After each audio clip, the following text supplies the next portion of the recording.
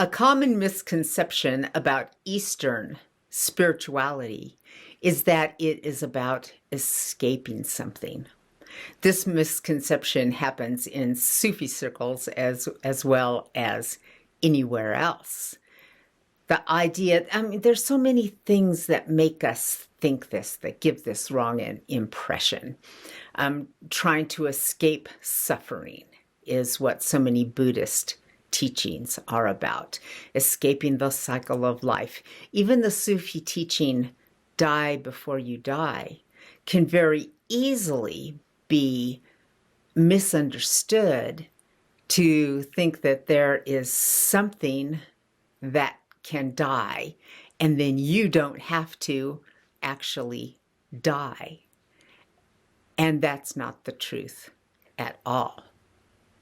When we get lost into this misconception that Sufi teachings are about escaping something,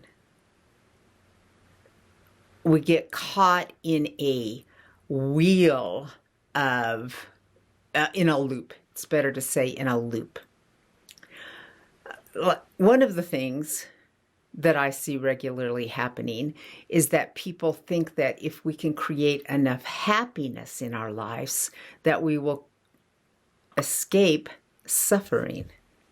And that's just not the case. We escape suffering by not participating in the suffering. It's not that things don't happen. It's just that we don't magnify it. So it has nothing whatsoever to do with happiness. There is not enough happiness that can happen that can protect you from life, because happiness is always temporary. It's the same thing can happen with harmony and beauty. There is not enough harmony that you can create that becomes lasting and fixed. Harmony is something that has to happen all the time, and it's the balance between difficulties and not difficulties where the harmony happens. So none of these teachings are actually about escaping life at all. And if we think it's that way, we get stuck in this loop of trying to create happiness, trying to create harmony, trying to create beauty, and never actually doing it. And then we get stuck in that position where we kind of know we're pretending.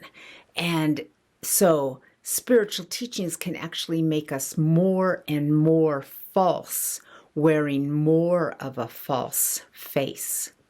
Sometimes it can be a way more beautiful face than the face that you were wearing before, and so you can certainly get away with it easier. But it's still a false face, and there's something inside us that knows when we're being false. So Sufi teachings are not about escaping anything at all. It's about fully living life in the most aware possible way. So one big step forward is simply understanding that escape is neither possible nor desirable. It would be better to be looking for and hoping for wisdom. And wisdom comes by actually living life, by trying really hard and by making all the mistakes that are necessary to be made. And yes, death will eventually happen to everyone.